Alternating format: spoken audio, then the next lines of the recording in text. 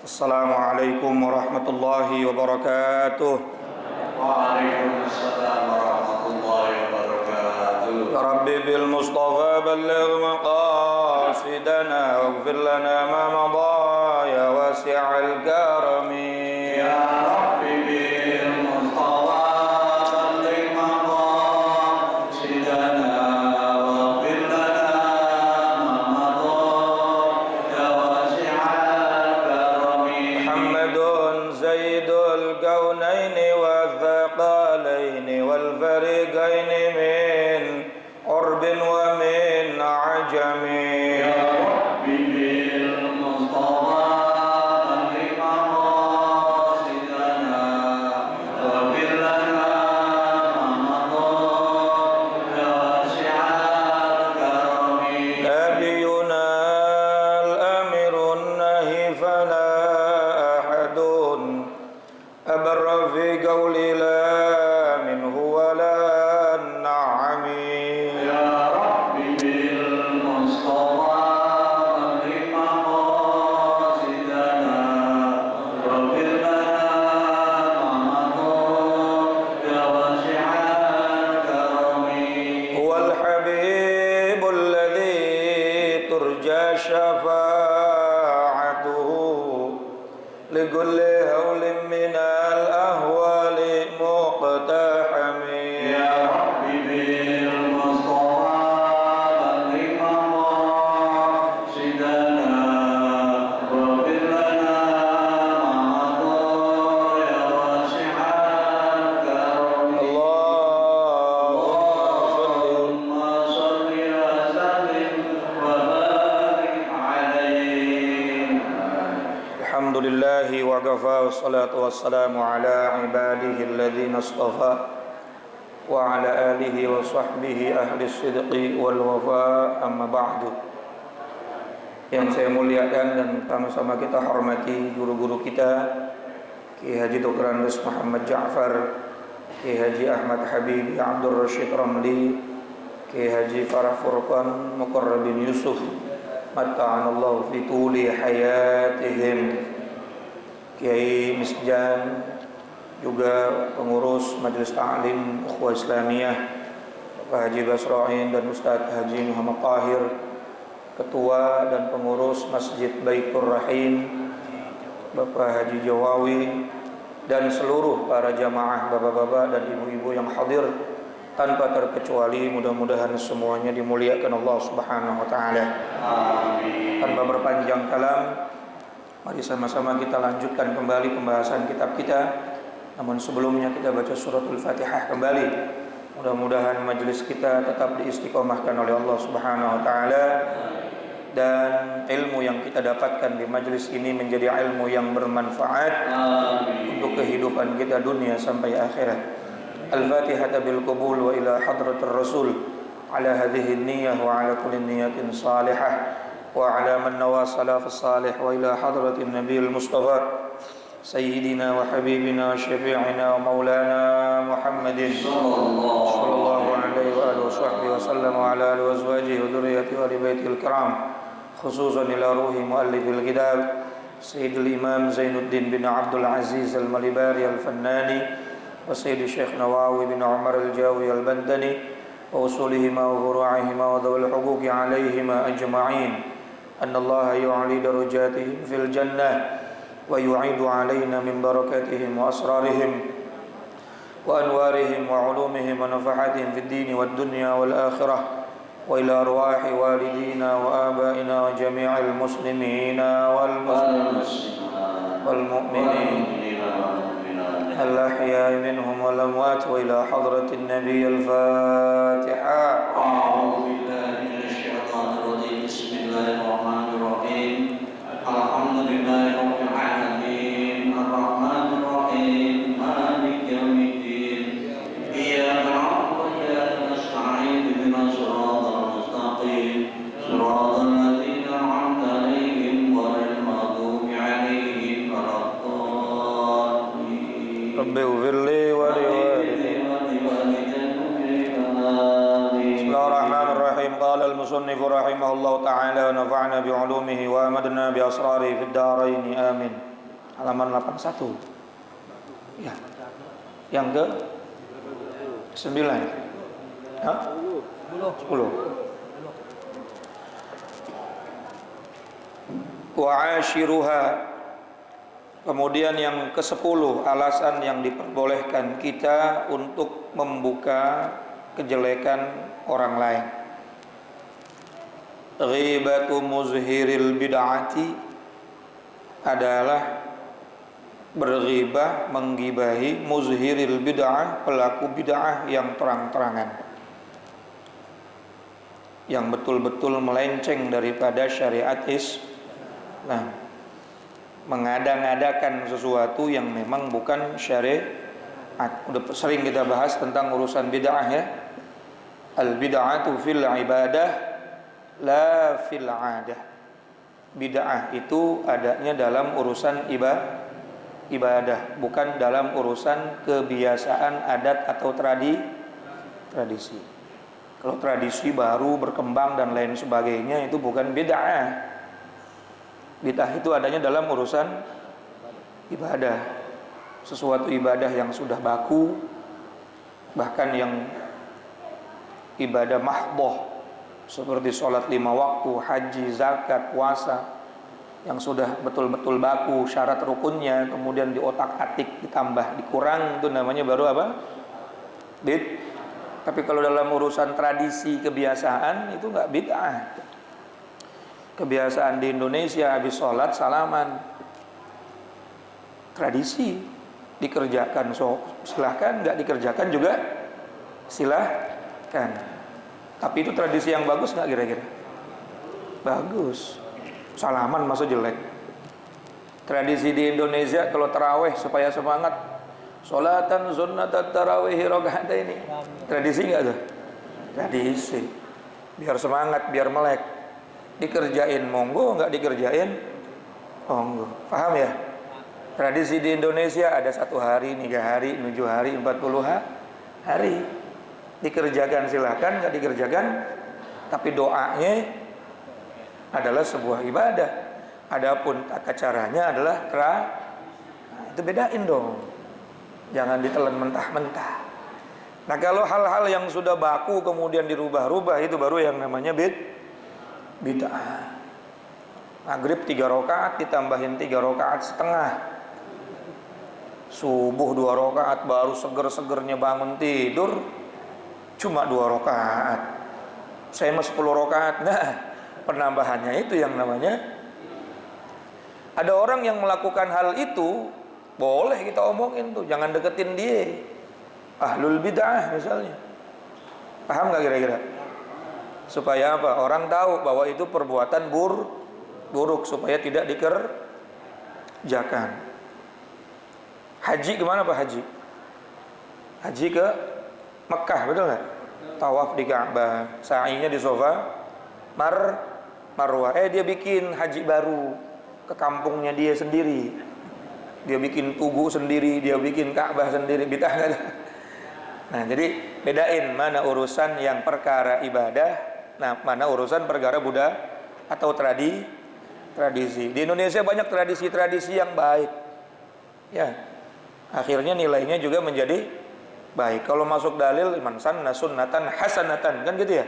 Siapa orang yang berbuat satu perbuatan baik, maka dia akan mendapatkan pahala dari perbuatan baik tersebut dan pahala orang yang mengikuti perbuatan baik tersebut. Bedain.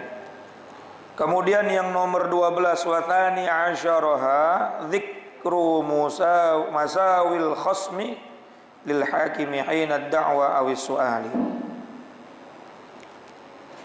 Wa hadi asyaraha ghibatu mukhfiyil bid'ah. Yang ke-11, menggunjing pelaku bid'ah yang sembunyi. Kalau tadi yang terang-terangan kita omongin boleh, enggak dosa. Ini yang sembunyi-sembunyi juga boleh kita omongin, supaya orang lain juga tidak terjebak dalam perkara-perkara yang salah. Wa tsani asyaraha, kemudian yang ke-12, dzikru masawil khasmi, menceritakan kejelekan musuh atau terdakwa lil hakimi kepada hakim hina da'wa saat pendakwaan atau penuntutan perkara awis suali atau saat kita ditanya oleh hakim. Itu enggak dosa. Saudara saksi, apakah betul saudara saksi melihat terdakwa melakukan ini dan itu dalam urusan kejahatannya? Betul Pak Hakim, saya melihat dengan mata saya sendiri dia melakukan ini, semua kejahatannya diungkap. Dosa enggak? Kagak. Ini alasan yang ke-12 boleh mengungkap keburukan orang menjadi apa? Saksi atau menceritakan kejelekan orang yang memang dilapor, tapi harus dengan dakwaan yang benar, harus dengan saksi dan pelaporan yang jujur, bukan mendakwa dengan dakwaan yang dusta. Kalau dusta namanya fitnah. Wa thalitha asyaraha, kemudian yang ke-13, antashkuwaz zalim, saat kamu melaporkan orang yang zalim ilal qadi kepada hakim, awil wali ataupun penguasa, fatadhkura uyubahu, maka kamu boleh menuturkan aib kejelekan orang zalim tersebut kepada qadi, hakim, penguasa, polisi atau orang yang kita anggap bisa kita adukan kezaliman orang tersebut. Itu enggak termasuk ghibah, enggak dosa. Datang ke polisi, datang ke orang alim, datang ke qadi itu hakim, datang ke orang yang memang kita anggap bisa menyelesaikan masalah, lalu kita ceritain masalah orang tersebut dari A sampai Z, niatnya supaya kezalimannya bisa ditanggulangi, bisa dicegah, bisa dihilangkan, maka menceritakan itu semua enggak dosa. Warabi'a asyaraha, kemudian yang ke-14, ghibatul kafiril harabi, menggunjing orang kafir harabi. Kafir harabi ini kafir yang selalu ngajak perang Israel. Tiap hari kita omongin kejelekannya, kagak ada dosanya Pak. Orang dia memang betulan begitu. Betul nggak? Kafir harbi, jangan diomongin mulu deh. Belum tentu kita lebih baik dari dia. Ya orang jelas-jelas dia ngebunuh orang. Betul? Berapa puluh ribu tuh Palestina udah dibantai anak-anaknya. 21 ribu. Mayoritas kebanyakan siapa? Perempuan dan anak kecil. Lah ini perang lawan anak kecil apa lawan perempuan ini? Apa lawan tentara? Giliran lawan tentara kencing. Ya. Boleh itu ngomongin orang-orang harabi. Ayo. Orang-orang kafir harabi diceritakan kezalimannya, itu enggak dosa. Karena memang kezalimannya seperti itu. Jadi enggak semua orang itu diceritakan keburukannya dosa, enggak. Bahkan Allah saja menceritakan kezalimannya iblis, betul enggak? Kezalimannya Fir'aun. Di Al-Quran kan, di Al-Quran ada tuh Allah ceritain Fir'aun, betul? Oh berarti Allah gibah dong? Kagak. Yang nyeritain itu buat apa? Tazkirah, buat peringatan kepada kita. Bahkan amma dzimmiyu, adapun menggunjing orang kafir zimmi. Kafir itu ada dua Pak, ada harabi, ada zimmi. Yang selalu berperang, ngajak perang dan memerangi umat Islam namanya harbi. Itu boleh diceritakan keburukannya. Tapi kalau kafir zimmi non muslim yang hidup berdampingan, non muslim yang hidup sama-sama dengan kita, nggak ada masalah dengan kita tuh. Maka bagi orang yang kafir zimmi, fatahrumu ghibatuhu, nggak boleh dibuka aibnya. Haknya sama seperti haknya orang Islam, dijaga kemuliaannya, dijaga kehormatan, bahkan menggibahi mereka kalau nggak ada alasan yang 15 ini nggak boleh digibahin, nggak boleh diucapin, ceritain aibnya. Sama seperti orang Islam. Itu kalau kasusnya kepada apa tadi? Kafir zimmi. Jadi orang non muslim terbagi berapa? Dua. Yang pertama harbi, ya. Yang pertama kafir Arabi. Kalau dia memang betul-betul zalim, lalu diceritakan kezalimannya, itu nggak ada masalah, nggak dosa kalau kita merujuk daripada kitab ini. Yang kedua ada kafir zimmi. Nah kalau kafir zimmi, orang non muslim yang hidup berdampingan dengan kita, haknya sama seperti muslim yang lain. Nggak boleh dibuka aibnya, nggak boleh diceritakan keburukannya. Kalau keburukannya saja nggak boleh diceritain, apalagi nggak boleh diambil hartanya, nggak boleh. Sama seperti kaum muslimin yang lain. Wa khamisa asyaraha, dan yang terakhir yang ke-15, ghibatul murtaddi, menggunjing orang murtad, berghibah atau menceritakan keburukan orang yang murtad, muslim yang keluar dari agama Islam. Akbahul qabaih, perbuatan buruk yang paling buruk. Udah dapat hidayah, dia tinggalin. Kan PA. Betul. Orang murtad itu orang yang buruk, yang paling buruk. Ceritain dah, biar orang lain kagak jadi korban. La tarikus salatil mafrudati, tapi tidak boleh menggunjing orang yang meninggalkan salat wajib. Karena orang yang ninggalin salat wajib belum tentu murtad. Yang murtad itu kalau ninggalin salat wajibnya, dia sudah tidak lagi mengatakan salat itu hukumnya wajib. Kenapa ente kagak salat? Males. Berarti ninggalin salatnya cuma dosa besar saja. Tapi kalau ditanya, kenapa ente kagak salat? Lah, memang salat itu hukumnya udah kagak wajib. Kalau dia sudah berani mengatakan salat lagi sudah tidak wajib lagi, maka sudah murtad. Man taraka salata muta'ammidan faqad kafara jiharan. Siapa orang yang meninggalkan salat sengaja-ngaja, maksudnya sengaja-ngaja di sini sudah tidak lagi menganggap salat itu sebagai urusan yang wajib. Dianggap udahlah bukan kewajiban saya, bukan kewajiban agama, maka dia sudah termasuk murtad. Minimal hatinya, i'tiqadnya sudah murtad. Dalam Sulamun Taufik kan dikatakan, orang yang menghalalkan sesuatu yang diharamkan, atau sebaliknya mengharamkan sesuatu yang dihalalkan, mengiktikadkan yang halal itu haram, yang haram itu halal, itu bisa menyebabkan murtad. Makanya pas sering-sering kita katakan raditu billahi rabba wa bil islami dina wa bi muhammadin nabiyya wa bil islami dina. Wa bil islami dina nih, kita betul-betul ridha terhadap agama Islam. Kalau sudah dikatakan ridha terhadap agama Islam, hukum syariat Islam terima, ridha. Kalau Allah sudah katakan halal, halal sudah selesai. Allah bilang haram, haram. Jangan diotak-atik, jangan cari-cari pembenaran cuma gara-gara kita masih mengerjakan. Kadang-kadang kan sering begitu kita. Gara-gara masih doyan kita cari-cari pembenarannya, boleh kali boleh nih. Ada nggak Pak? Masih suka gibah, boleh kali boleh kalau 15 perkara ini. Ingetin tuh. Kalau di luar 15 perkara berarti haram, udah bilang aja haram. Ujuk-ujuk ngomongin orang ya haram.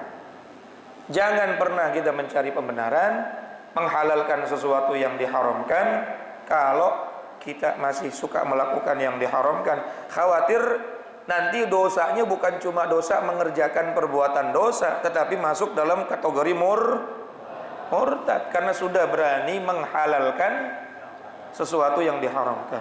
Tapi kalau kita menyadari ini haram, saya lalai, saya bertaubat, saya menyesal, ya sudah, insyaallah diampuni dosanya. Innallaha la yaghfiru yushraka bihi wa yaghfiru ma duna dzalika liman yasha. Sesungguhnya Allah tidak akan pernah mengampuni dosa syirik, dosa murtad, tetapi Allah akan mengampuni dosa selain dosa syirik, dosa menyekutukan Allah, dosa murtad. Seluruh dosa selain itu semua potensi diampuni oleh Allah besar. Pasti kita akan menyesali perbuatan dosa tersebut selama tidak murtad, maka Allah akan ampuni. Tapi kalau sudah perbuatan yang membuat kita menjadi murtad di hadapan Allah, nauzubillahi min zalik, meninggal dunia masih dalam keadaan murtad, rugi kita. Wal 'asr, demi masa, demi waktu. Innal insana lafi Sesungguhnya manusia semua dalam keadaan rugi. Illal ladzina amanu, kecuali orang-orang yang beriman. Mau Allah kasih kita umur 1000 tahun, setiap hari bapak ibu berbuat baik, sodakohnya 1 triliun, sehari 1 triliun, tapi tidak beriman sama Allah, kira-kira di akhirat dapat pahala nggak? Dapat pahala nggak? Keluarga semua dikasih rumah, lu susah ya, nih gue kasih mobil, gue kasih modal, tapi la amanu, nggak beriman kepada, la yu'minu billah, tidak beriman kepada Allah Subhanahu wa taala, di akhirat dapat pahala nggak? Wa ma lahu bil akhirati min khalaq, akhirat nggak dapat apa-apa, rugi apa enggak? Berarti syarat untuk mendapatkan keberuntungan amanu, iman dijaga, betul. Supaya apa yang kita kerjain dari sekecil-kecilnya kebaikan itu bisa kita rasakan manfaat barokahnya dunia dan akhirat, syaratnya iman. Wa may ya'mal mithqala dzarratin khairan yarah. Sebiji sawi kebaikan yang kita kerjain dari kebaikan akan diperlihatkan nanti di akhirat dan bakal dibalas oleh Allah kalau kita beriman. Kalau enggak, jangan yang kecil, yang gede kagak. Betul? Ada yang bilang, oh kalau gitu Allah kagak adil dong, Tat. Justru Allah adil. Allah kasih kebaikannya cuma di dikasih sehat, kasih panjang umur, kasih duit, kasih segala macam, tapi di akhirat kagak dapat apa-apa. Pada saat dicabut nyawanya su'ul khatimah, masuk kuburnya Allahu a'lam tuh. Khufrah min khufarin niron. Pertanyaan malaikat, man rabbuka wa man nabiyuka, kira-kira bisa jawab apa kagak? Rugi enggak? Padahal tiap hari berbuat kebaikan. Contoh seperti ada orang kerja di satu perusahaan, namanya enggak terdaftar. Namanya enggak terdaftar. Rajin banget kerjanya.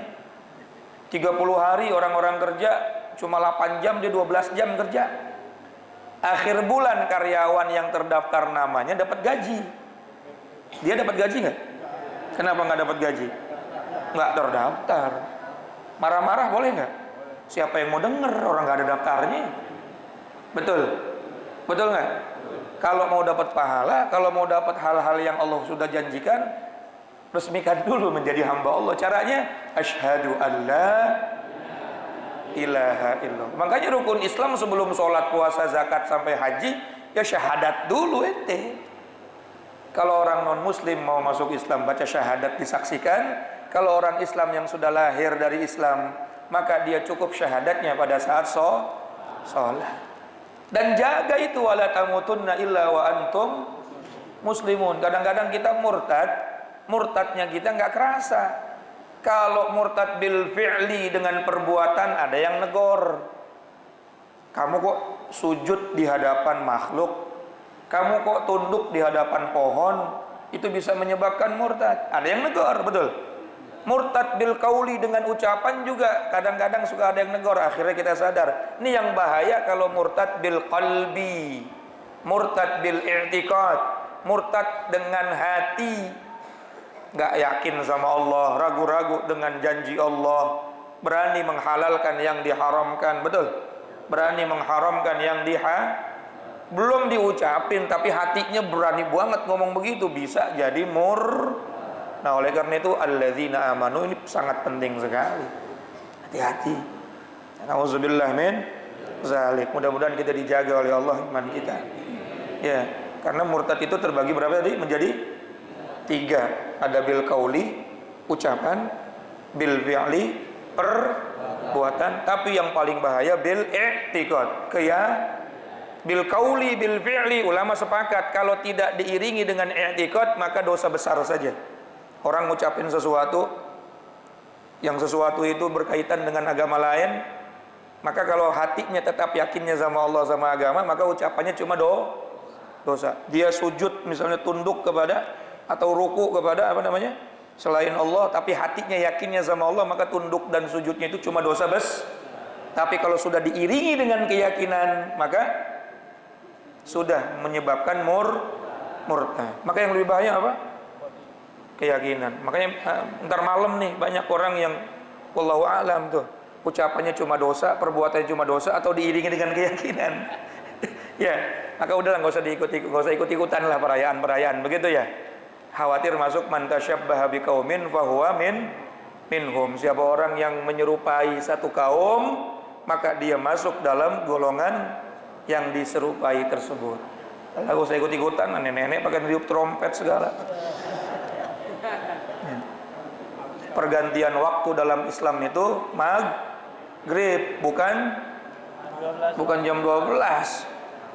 Ini pakai hitung mundur 5, 4, 3, pakai begadang lagi. 2, 1, ya kalau cuma sebatas hiburan nggak masalah, tapi jangan diyakini itu peringatan apa sih? Kayak kurangan peringatan aja orang Islam. Udah ada Maulid, udah ada Isra Mi'raj, bentar lagi ada Nisfu Sya'ban, ada Ramadan, Nuzulul Qur'an, Idul Fitri, Idul Adha, masih kurang baik. Ya kalau cuma hiburan-hiburan biasa nggak masalah. Tapi kalau diikatkan itu nah hati-hati, itu bukan memperingati apa itu. Betul. Nah kalau bersyukur itu kan lahirnya dewa katanya, ya jangan ya. Apalagi diikatkan. Nauzubillahi min zalik. Wallahu a'lam bis-shawab wa ilaihi marji'u wal ma'ad. Kurang lebihnya mohon maaf, ketemu lagi tahun depan. Mudah-mudahan sehat afiat, panjang umur, berkah dunia akhirat. Assalamualaikum warahmatullahi wabarakatuh.